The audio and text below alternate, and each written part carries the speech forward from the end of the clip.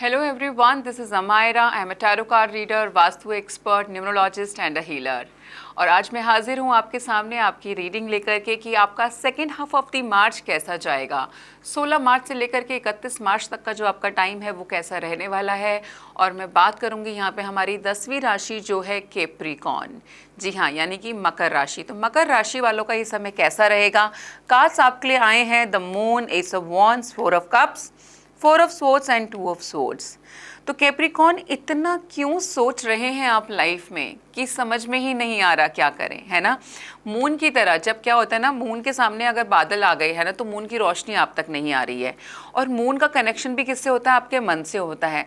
अब उस मन में अगर बादल आ जाएं तो आपको समझ नहीं आ रहा है कि हम जो है कैसे लाइफ में डिसीजन लें, या अपने जो मन की बात है उसमें किस बात को हम तवज्जो दें या ना दें। तो आपको क्लैरिटी यहाँ पर नहीं है। यहाँ पे चॉइसेस मुझे दिखाई देती हैं, डिसीजंस दिखाई देते रहते हैं। बहुत ही डिससेटिस्फेक्शन वाली सी फीलिंग जो है आप इस टाइमिंग पे जी रहे हैं। और ये भी दिखाई दे रहा है कि डिसीजन लेना है किसी चीज़ को लेकर के, लेकिन 2 ऑफ स्वॉर्ड्स बोल रहा है कि आप इतने ज़्यादा ब्लाइंड फोल्डेड फील कर रहे हैं कि आपको ये पता ही नहीं चल रहा कि क्या डिसीजन लेना है और क्या नहीं लेना है। जब ऐसी परिस्थिति अगर आप कभी आपके सामने हो, जो आपके सामने आने वाली है, क्योंकि ये तो आपकी रीडिंग है मकर राशि वाले, है ना, तो आपके सामने ऐसी जब परिस्थिति आएगी तो ऐसे में आप क्या करें। तो आपके लिए सॉल्यूशन भी साथ में ही दिया है यूनिवर्स ने। 4 ऑफ स्वॉर्ड्स का कार्ड है जो बोलता है कि देयर इज़ नो एक्शन, कि मतलब आपने ये जो डिसीजन अभी लेना है इसको होल्ड पे डाल दीजिए। This is not the time to take the decision. यहाँ पे आपने चीज़ों को होल्ड पे डाल देना है। बहुत लंबा होल्ड कराने की यहाँ पे ज़रूरत नहीं है। अगर मैं आपको स्पेसिफिकली बताऊँ कि अगर मुझे आज ये फीलिंग आ रही है कि चीज़ ठीक नहीं है और मुझे आज वो डिसीजन लेना हो, तो 3-4 दिन अगर मुझे टालना हो तो इतना कोई मुश्किल नहीं होता। तो सेम गाइडेंस आपके लिए भी आ रही है कि आपके पास ऐसे बहुत सारे मौके आएंगे 16 तारीख से लेकर के 31 तारीख के बीच में, जहाँ पे आपको बोला जाएगा कि अरे ये डिसाइड कर लो, या फिर इसमें बताना क्या करें। तो जहाँ पर अगर आपको खुद को क्लैरिटी नहीं है वहाँ पर आप कोई भी डिसीजन मत लीजिए, उसको पॉज कर दीजिए या आगे की तरफ उसको थोड़ा सा पोस्टपोन कर दीजिए कि आज नहीं डिसाइड करेंगे, कल देखते हैं या परसों देखते हैं।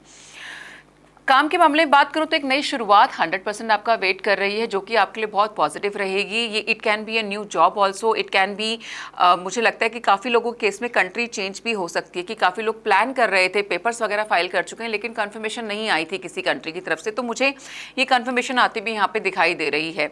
हालाँकि दूसरा मैसेज साथ साथ ये भी मिल रहा है कि जिस कंट्री को आपने, हो सकता है आपने 3 कंट्री को शॉर्टलिस्ट किया फॉर एन एग्जाम्पल, हो सकता है काफ़ी लोगों ने कनाडा के लिए ट्राई किया होगा, कुछ लोग यूएस के लिए भी कर रहे होंगे, कुछ लोगों को बहुत क्लियर होगा कि मुझे स्पेसिफिकली जर्मनी ही जाना है।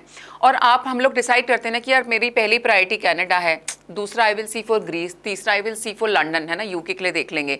तो यहाँ पर मुझे ये चीज़ बहुत क्लियर है कि जो आपकी सेकंड प्रायोरिटी रही होगी वहाँ का कंफर्मेशन आपको रिसीव हो रहा है। अगर आपकी टॉप मोस्ट प्रायोरिटी कनाडा थी तो ऐसे कि कनाडा से कम्युनिकेशन नहीं आया, बट जो सेकंड कंट्री आपने शॉर्टलिस्ट की थी वहाँ से आपको कंफर्मेशन आ गई है। तो काम के मामले में तो समय अच्छा रहने वाला है। इंटरनेशनल ट्रैवल जो है ऑटोमेटिकली हो ही जाएगा जब हम दूसरी कंट्री की यहाँ पे बात कर रहे हैं। बात करते हैं आपकी पर्सनल लाइफ के बारे में, आपकी रोमांटिक लाइफ के बारे में। तो आपके लिए कार्ड आया है एंगेजमेंट का।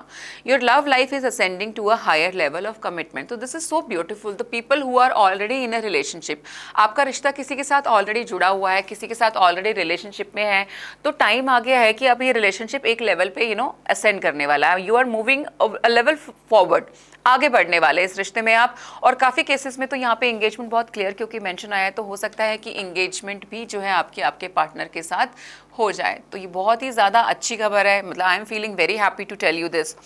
Another card we have is 5th chakra, archangel Gabriel. 5th chakra होता है हमारा थ्रोट चक्रा, है ना, इट रिसाइड्स हियर, आपके गले में जो है यहाँ पे होता है आपका थ्रोट चक्रा।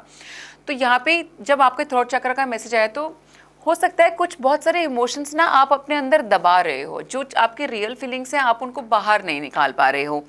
जैसे फॉर एन एग्जांपल, पेरेंट्स को बड़ी उम्मीद होती है बच्चों से भी कि स्टडी के लिए शायद आप बाहर जा रहे हो, दैट्स वाई आपने वो कंट्री भी शॉर्टलिस्ट की थी।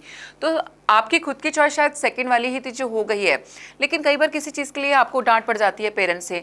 तो यहाँ पर थोड़ी सी डिस्टर्बेंस एक ये दिखाई देती है कि आप अपनी फीलिंग्स को बाहर कम्युनिकेट नहीं कर पा रहे हो, अंदर होल्ड कर रहे हो। उसकी वजह से आपको थ्रॉट प्रॉब्लम्स हो सकती हैं, हो सकता है गला खराब हो जाए, कफ की भी प्रॉब्लम हो सकती है। ये सारे इंडिकेशंस होते हैं कि आप अपनी इनर मोस्ट फीलिंग्स को अंदर ही होल्ड करके रखे हुए हो, बाहर नहीं शेयर कर पा रहे हो। जैसे ही आप बाहर शेयर करोगे you will see a difference, है ना, वो आपके ऑरा में भी दिखेगा, आपके थ्रॉट चक्रा का भी जो है वो खुला हुआ जो पना आपको महसूस होगा। एंजेलिक मैसेज की बात करूं तो आपके लिए कार्ड आया है फेथ का, which is very beautiful. Faith is such a powerful quality that it moves mountain. This is so true. जब आप किसी चीज़ में फेथ रखते हैं, है ना, तो वो चीज़ एक्चुअली माउंटेन्स तक भी हिला सकती है। पत्थर में भी जान कब आती है? हम बोलते हैं भगवान है, लेकिन हम मार्केट से तो एक पत्थर की मूर्ति खरीद करके लाए थे, उसमें जान कब आती है? जब आपका फेथ उसमें जाता है ना, आप अपना फेथ जब उसमें डालते हैं तो उस मूर्त में जान आ जाती है। तो इसीलिए मैं यहाँ पे बोलना चाहती हूँ, जो भी आप हासिल करना चाहते हो, जो भी आप अपनी लाइफ में चाहते हो, have faith on that, have faith on your self that you can achieve this, right. अपने अंदर जो है अपना फेथ मत आप लूज होने दीजिए, and success is all yours.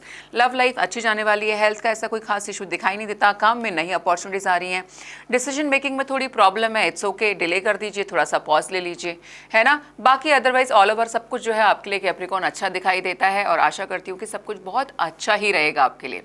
अगर आपको हमारी रीडिंग्स पसंद आ रही हैं और आप अपना पर्सनल सेशन हमारे साथ बुक करना चाहते हैं तो नीचे दिए गए नंबर पर व्हाट्सएप मैसेज ड्रॉप कर सकते हैं। इंस्टा पर भी आप हमें डायरेक्ट मैसेज कर सकते हैं। देखने के लिए आपका बहुत बहुत धन्यवाद।